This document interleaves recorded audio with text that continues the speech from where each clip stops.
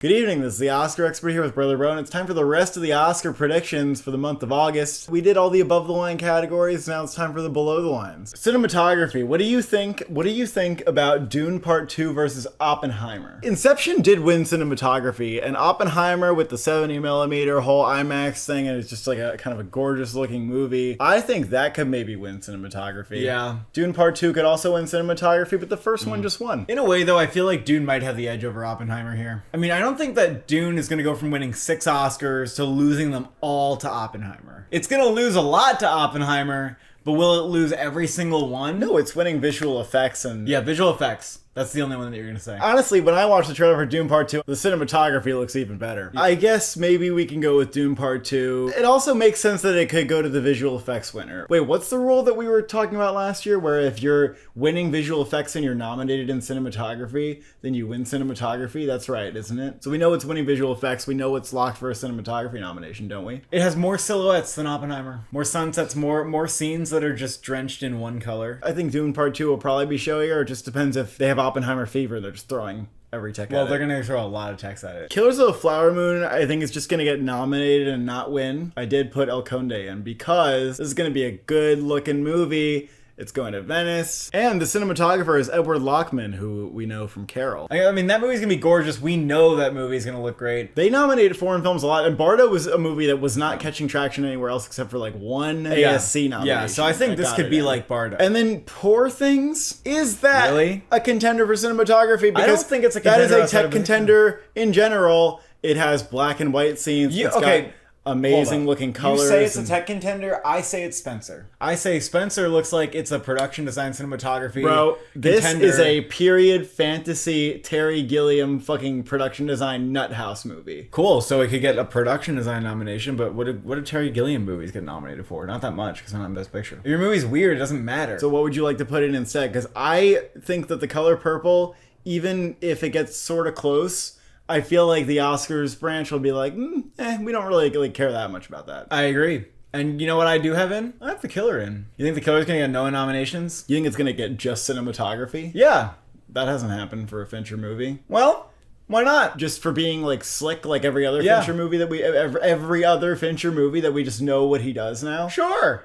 No, I don't think so. Gone Girl didn't get in. Yeah, Gone Girl got snubbed in a lot of categories. I don't know why. Yeah, but Girl with the Dragon Tattoo got in. Yeah, Mank but that got won. like 5 other nominations. Poor Things is a thing that won't get cinematography unless it's nominated for Best Picture. I mean, we could also just say that it's like close enough if in Best Picture. Maybe this is like a Mr. Turner thing. It has the painted skies and everything. Fine, yeah, alright, fine. I would put it in over The Killer. That's fine. Another possibility. Maestro. It's half in black and white and it's all in 4:3. And like Star is Born, it's done by Matthew Libatique and it's probably gonna be really gorgeous. So could it get in without Best Picture? That's the question. The Zone of Interest, I don't think that it's Cold War. Now there are images from Zone of Interest. Most of the shots look like the one of Sandra Hüller in the garden, where it's just very sterile and digital looking. You can pick out really good looking shots from the movie and, make a Twitter post about it if you want to, but it still doesn't feel conventionally like a cinematography contender. The technique behind it's interesting, with setting up 10 different cameras around the house. But those are things they don't normally consider. Last year they did Tar, and that's the only thing that I can think of in recent memory. That makes me think they might be a little more open-minded than you think. Lucas Zoll's been nominated twice before. They do like when you're... we always talk about how the directing branch has to have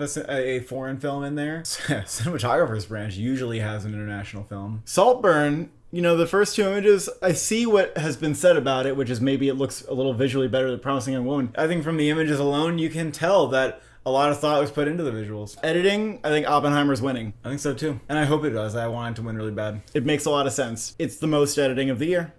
It's the most editing. Dune, yeah, sure, Dune won one. And Dune 1 also won because it was winning sound. I hate the Dune 1-1. What's winning sound? Probably Oppenheimer as well. Yeah, sound and editing pair. Didn't happen with Everything Everywhere All at Once, but that's okay. We can see how that movie was a little bit different. Dune, I think, won editing because it was winning all these other techs and was just like a general tech achievement. Sure. Because Dune, as well as with Denis Villeneuve's other films, is not going for like the fastest editing. But we didn't really have a competitor that year that really made more sense. It's Oppenheimer versus Dune in sound and editing. And Oppenheimer is probably going to have the stronger case for both. It transitions just seamlessly between scenes. I think it's magical. And just think about the two best scenes in that movie. Yeah. And the editing in those scenes. Well, what you're really amazing. thinking about in those scenes is the sound, It's and that's both. so important. It's both. And sound, music, very important when it comes to a best editing win. Killers of the Flower Moon will be nominated. It's a shoe-in, but it's not going to be the winner. I got The Holdovers in.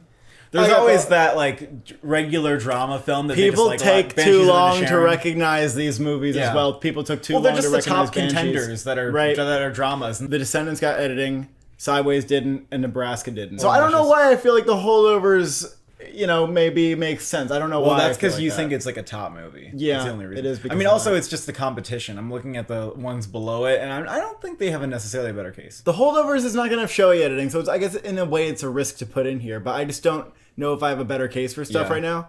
What do you think about Saltburn? Promising Young Woman got editing. Saltburn is also being billed as a thriller in a way. I That'll think probably help. Saltburn has a good shot of getting editing if it's in Best Picture. I do. I'm not feeling Barbie gets an editing nomination. No, I don't think the editing. I'm not hearing anybody I don't say think it the needs editing to. stands out at all. What else is a contender? Because I have a lot of movies that I feel like make sense, but I don't have them in Best Picture, like The Killer. Air could maybe do it. I feel like Ferrari's going to be all right. I don't Oh, know. that's a good one. Yeah, but I feel like it's going to be all right. Yeah, but it could have sound. Gran Turismo. What about that? Past Lives? Do you think that there's a world where that gets editing? I think it's unlikely. Production design, Barbie winning. Barbie we is thought winning- this the whole well- year, and we still think it. If you don't think this, why don't you think this? Look at the movie. It was just so obviously like, oh my god. What else? I do get you that it want? went to the real world, but that was in the middle, and then it came back It to came the back Barbie for the rest world. of the movie, and they did the big dance number. Even like Yeah. the abstract Oh, yeah, set yeah. where Barbie is talking to her creator, Yeah. like This- all that stuff. It's in the bag. Also, Sarah Greenwood is the production designer. She has been nominated 6 times. She has never won. I mean, it just has a great story behind it. Like, They- created Barbie Land. The Vanity Fair video on YouTube with millions of views. All the details taking, that I learned about it are great. Learning that the sets were scaled down. That Barbie, relative to her house, is like her house is 1/3 less of the size of a human house, so they made everything 1/3 less. Also, And those scenes where Yeah. there's like it's like a diorama and Yep. everything's moving at different speeds. The fact that there's fucking no awesome. the fact that they didn't use visual effects where most movies would have. Can The I bet my painted toe on this? backdrops? Can I bet my toe that Barbie wins production design and costumes? Yeah.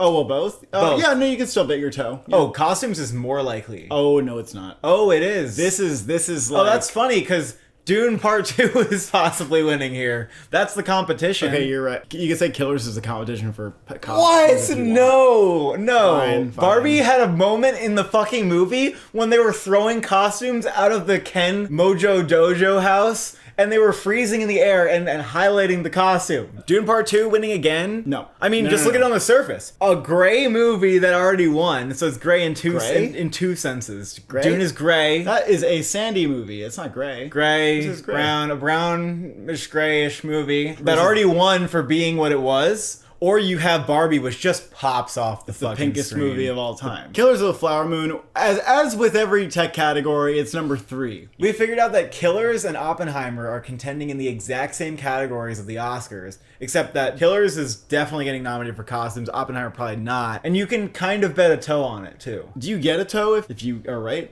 You get an extra toe? Yeah, you could end up being like a millipede. Can you imagine how unstoppable you'd be if you had a big toe on both ends of your foot? Well, it's not just. I mean, you need to collect them all so that like your entire foot you can move without bending your knees because they could just go like this. Poor Things is in. We struggled all year because we said, oh, well, Color Purple has to get it. Actually, Color Purple doesn't have to fucking get it. It I doesn't. think so. It does have that scene in the trailer where it's like she's on a record player That's just that's a visual scaled up effect. to like 100 times its size, and I'm like, that's not a visual effect. That's a real set. There's Cheesy. one scene where, like, she's on a boat and it looks like Oh, yeah. that Nazi zombies level where, like, everything's flooded and it's, like, really dark and scary. A little weird, but, like, big sets. Poor some Things, the visual. production design's insane. Yeah. Poor Things feels like it's costumes production design. Yeah, I'm gonna say it. yeah. Zone of Interest, highly interesting, amazing production design, just not as showy as these other films. Napoleon, gonna be a big-ass movie, but... Yeah. They haven't really gone out of their way to nominate Ridley Scott's stuff in like individual tech categories. The Last Duel had crazy production design, Didn't even amazing get sound. close. Asteroid City will be ignored. Audiences don't like that thing. That sucks though, because Asteroid City, I was just stunned by the production design. I don't think Wonka's getting this at No. all. I just don't. Nah, I wasn't impressed by the trailer. Costume design, Barbie winning. We kind of already talked about why. Everything everybody wears is it's just so much insane. fun. It's just so much fun. And, you know, it's also one of those instances where you have a legendary costume designer who's, like, won multiple Oscars. We've been thinking that this was going to be the costume production design winner the entire year. And it totally is. It totally is. It's Jacqueline Duran. You may know her from winning 2 Oscars for Little Women and Anna Karenina. Killers of the Flower Moon was pretty impressive. You know, there was a lot of extras, a lot of costumes. The Osage costumes are really cool. There's a world where maybe that would have won if Barbie didn't exist. Unfortunately for it, Barbie exists. Dune Part 2, first one got it, the second one will get it. We have it for every single of the same nominations right now. Color Purple, I think that it just gets this. I think it gets this even if it's not in Best Picture. And finally, Poor Things. That's your 5. And Wonka is not going to happen once again. Wonka looks okay. Yeah. Even if, you know... Everyone's gray except for Wonka. I know that it's like Paddington director, but this is... let's just say that this is not going to get a 100% on Rotten Tomatoes. Nothing else is as appealing, though. Chevalier, unless they revive that campaign, I don't think it's going to go anywhere, but Chevalier is like adjacent to things that have been nominated before. Like they've nominated movies for less. I don't really know what else is like huge. You kind of were giving me a little bit of an argument about Oppenheimer, and then I tried to shut you down, and it worked. Yeah, I mean, I don't think Oppenheimer is impossible for costumes, but the argument I was using is twofold. Point number 1, Darkest Hour. Point number 2, The Irishman. Those movies were like men in suits that got nominated for costumes. But the difference was we discovered that both Darkest Hour and The Irishman had very recognizable heads of their costume department who were previously Oscar nominated. And Oppenheimer doesn't have any such thing. So I conceded that won't happen. Makeup, Maestro number 1, because that's just the most transformative makeup that's going on right now. Dune Part 2, because Guardians 3, everybody knows it. Barbie, I have because it's just like a lot of hair. It's not so prosthetic. I know, but everyone knows it. And we have Poor Things at number 5 because of what Willem Dafoe looks like. What was in here before is A Different Man. A Different Man's just not coming out this year. Oh, yeah, but Poor Things. It just probably isn't. Oppenheimer is fine. Yeah, that doesn't have enough. They made him look different decades. That's old. fine, but it's not enough. For score, we have Oppenheimer at number 1. Some people think that Dune Part 2 could win. That's not happening. I'm not saying it couldn't win, but it's going to be a lot of the same themes and shit. Look, when a score like Oppenheimer's comes out, I'm inclined to say that it's over. That's kind of how I felt about the Dune score as well. Like, the Dune score happened, and I was like, it's probably how I feel about nothing Babylon. else is gonna happen. I don't care that he's won before. It's the kind of score that is great to listen to outside of the film. You're thinking about it during the movie, and you're, like, being shook by it. It has motifs and, like, recurring themes to express parts. I mean, it's everything that it needs to be. And Hans Zimmer won for, you know, so even if Dune Part 2 is gonna have a stunning score, which it absolutely will, he won for the first one. And this year, Oppenheimer's doing something super exciting in score. So I think we just switch over. Something that Spider-Verse could win. I was thinking before Oppenheimer came out, maybe that wins, like, as opposed to Dune, because, you know, everybody's talking about the score, and if it's in Best Picture, you know, that makes sense. And it's super eclectic and cool. But honestly, I don't think that's beating Oppenheimer. No. I don't think Killers could get nominated, I think. I see some people predicting it. I see some people not. It has much more original music than The Irishman, will say that. I felt coming out of the movie that could happen, and it would be deserved and make sense. So I think it will happen. And at number 5 is a lot of things we could do. One of the things we could do is Past Lives. Past Lives could be like Minari and get a score nomination, and the score is very nice. A lot of people who like the movie have talked about how good the score is. I'm sort of inclined to say maybe The Killer or Elemental. You're always trying to put up an argument for The Killer, aren't you? I am trying to put up an argument for it to get in somewhere. Maybe they think, oh, we've heard what Trent Reznor has Ross do with David Fincher movies. I still feel like there's a case for Elemental, though. Maybe other places don't do it, but the branch recognizes Thomas Newman because, look, they recognized him for Passengers. Poor Things is also significant. The composer's a noob, though. It would be like Mr. Turner getting nominated. The composer's new, but it might be extraordinary. You know, it might be a real standout of the film. Or maybe it just kind of uses the same theme over and over a few times. The Zone of Interest, I would love to see Mika Levi be nominated for that. Oh, yeah, what about that? I think the problem is that it's not a ton of music, and you never know how many categories they could snub that in if they're a little turned off by it. But it stands out a lot. The music's absolutely nuts, and I can't wait to hear it again. But I think it might not make it in. Dial of Destiny. I feel like that reputation of that movie sucks. But so did Rise of Skywalker. But bye. I'm not gonna do that again. I know they did it, but I'm not gonna do that. Sound. Maybe Dune has more sound like overall, but I don't think it matters. Oppenheimer. The booms. People are being rattled and shaken. It's not the audience. booms.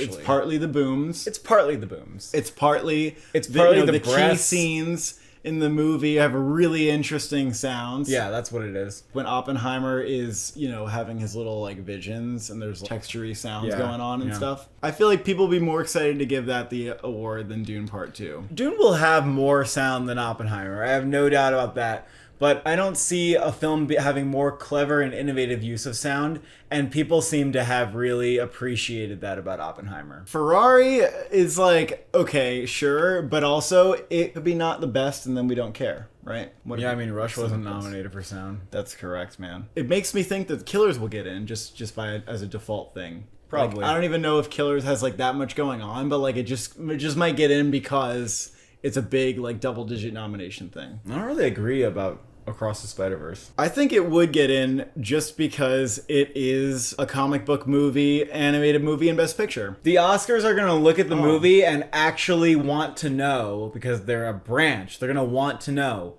what went into the sound for this movie. It's not that subtle that like the movie didn't care that much about sound. They prioritized the score over the sound. And there was a huge issue in fucking theaters where they didn't mix it well enough. So I don't know if that happens. That doesn't seem that strong to me. I still think just it being in Best Picture just might be enough to get it in. Let's do the math on The Killer. What does it have? Does it have guns? Does it have cars? Does it have motorcycles? The best argument you can come up with for The Killer is that it could get sound. Sure, I agree. But I would still put Ferrari in there. Nope, Ferrari's gonna flop. Color Purple, if it was in Best Picture, it might get sound. Zone of Interest, very interesting use of sound. Just think that it either gets a lot of these texts or it gets like none of them. Visual effects, Dune is obviously winning. We were talking before, if Dune didn't win visual effects, what the hell would happen? Would we have to make the creator win? I feel good about Rebel Moon. This is the same 5 as last time. Nothing really changed here. Guardians will get nominated. The first 2 did. I still think Across the Spider-Verse, it just depends on if the branch bites or not. Like maybe it won't even get shortlisted, but it is a visual category that they could nominate it in, and probably the only one. Other than that, Dial of Destiny's out because no one gives a fuck. Oppenheimer just doesn't have any real visual effects almost. Some people still have this in, and I don't understand. They're going to show up to the bake-off, and they're going to go, well, we use practical effects here and practical effects here. Actually, you know what? They do like practical effects, but I think that they need some. Yeah, you need some. Critics' Choice can do it all they want. They can give Oppenheimer costumes and visual effects until they're blue in the face. So now that the movie has come out, we actually have more people that are credited with the visual effects. A lot more. But it's still like 30 people. It's very, very low to actually get nominated. I'll just say that. Animated feature. I don't think anything's challenging Spider-Verse. Boy and the Heron, as good as it may be, it's very rare that you get an animated film that has this level of hype, this level of acclaim, and is also being said to be breaking boundaries. I think it's going to be completely locked up. Now, the rest of them are kind of interesting. Chicken Run Dawn of the Nugget, we still don't really have much on this movie. I am inclined to think that movie will squeeze in because they nominate Shaun the Sheep 1 and 2 and that Pirates movie. Like, they like this studio a lot. Teenage Mutant Ninja Turtles Mutant Mayhem, I was thinking maybe this doesn't get in because people just think it's like a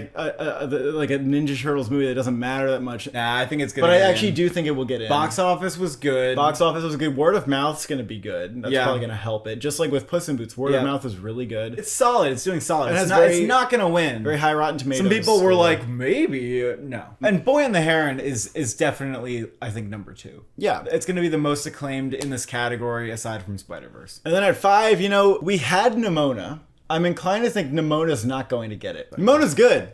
But I also think that the animation, clearly, it doesn't have as high of a budget as some other stuff in here. That's very clear. And maybe it's time to stop denying that Disney could get a nomination here. Elemental, we thought that was just kind of done and dead. That has legs. That has crazy legs at the box office. And it's actually become one of the most interesting, box office phenomenons of the year is how much Elemental made despite having a shitty opening weekend. Good cinema score. Audiences tend to like it. At the same time, you can't really deny that the reaction to Elemental has been lukewarm at best. Its Letterboxd is very low for a Pixar movie. IMDb, it's at a 7.1, and Metacritic's at a 58. Or we could have Wishin'. I don't want Wishin'. I mean, honestly, Disney has a really good track record. They haven't missed it with a musical like this. I would maybe keep Nimona.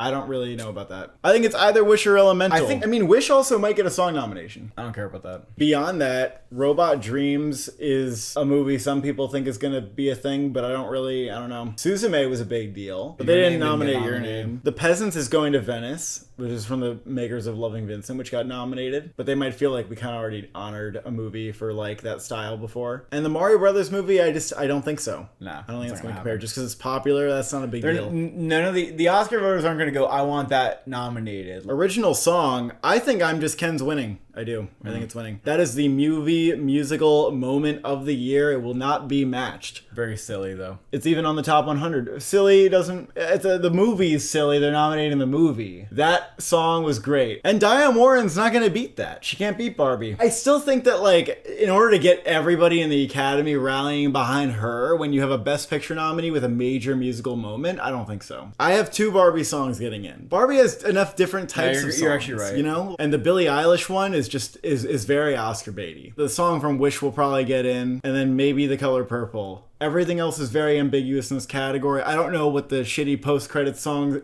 from The Holdovers is going to be like. I just don't know. Post-credits in The Holdovers. I just made that up. Wonka will have original songs, but I don't believe in that so much anymore. Spider-Verse has original songs, but does anybody care? I don't know. International feature... Anatomy of a Fall over Zone of Interest. We talked about this in the Best Picture category. Japan will probably submit Monster or The Boy and the Heron. Honestly, they even have a new Hamaguchi movie. That's going to be interesting to see what Japan does. And I wonder if they might be like, well, we don't really trust an animated movie to be nominated in this category. We don't have the confidence. We might submit Monster. At number 4, we got a new addition to this list. It is a film that is at Venice, probably going to TIFF. And also going to New York Film Festival. It is called The Green Border. And this film is about Syrian refugees and also the humanitarian crisis in Belarus. And the director has gotten 2 films nominated in the international feature category and an additional movie nominated for screenplay because it wasn't submitted. Pretty good track record. The most recent of which was In Darkness. Just the amount of festivals it's going to. Like do the whole festival tour. And then you have El Conde, which is also going to be at Venice and, maybe New York or something. I'm happy to hear that About Dry Grasses is actually doing other fall fests this year.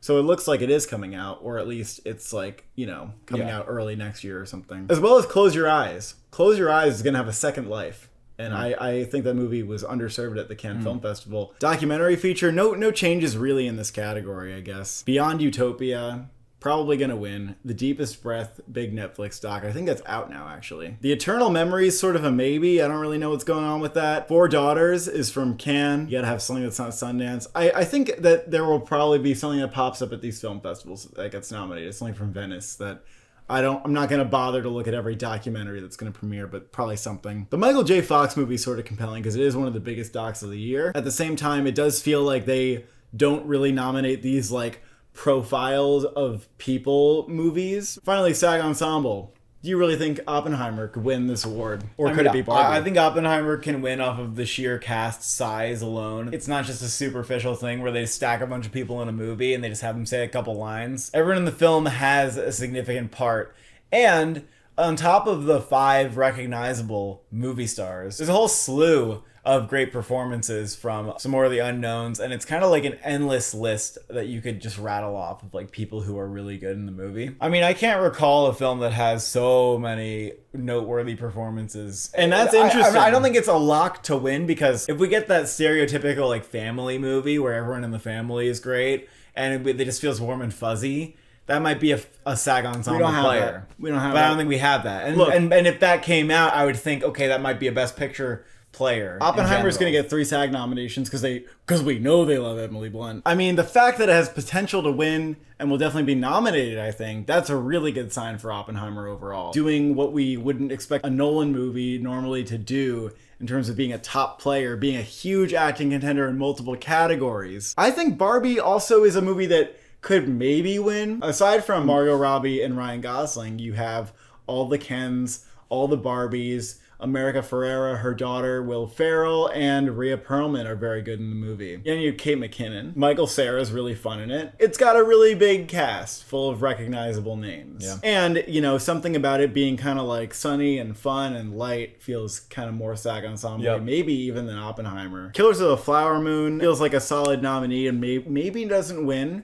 It really has 3 central big performances in there. Then you have some smaller ones. I mean, John Lithgow, Brendan Fraser, Jesse Plemons. A couple of Lily Gladstone's family members were also very good. Color Purple, you know, we had this at number 1 before, but I guess losing confidence on it as like a top 5 player. I don't know if it'll win, but it really does still feel like it gets nominated. And then you got Air, because I feel like it does really tick all the fits boxes the bill of a SAG Ensemble nominee. I still think it's weird, though, that we would be predicting Air here, but not in Best Picture. But at the same time, SAG Ensemble is usually not 5 out of 5 for Best Picture. It's usually not. The Holdovers, I mean, I'm seeing 3 big performances in the trailer. Maybe that's not enough. Maybe there are a couple more that you could throw in and call it a SAG Ensemble. Because, I mean, that in many ways, that movie just feels SAG friendly. Warm Feels and fuzzy, really SAG friendly. Pseudo family movie. Saltburn, that's what you should put in over Air. That's what you should put in over Air. Yeah, I mean, I guess I'm not convinced that Saltburn's like getting nominated yet. I feel pretty good about that. It's got Rosamund Pike, Carey Mulligan, Barry Keoghan, Richard E. Grant, and Jacob Elordi. Those are the main performances. That's 5. That's fine. It's good enough. Promising Young Woman had a really good ensemble and didn't get nominated. We thought it would. We were actually really convinced that it would. I think Dune Part 2 is maybe a possibility, but it's probably going to end up like the first one. Rustin seems like it's going to have a lot of good smaller performances. Next Goal Wins has the whole like soccer ensemble.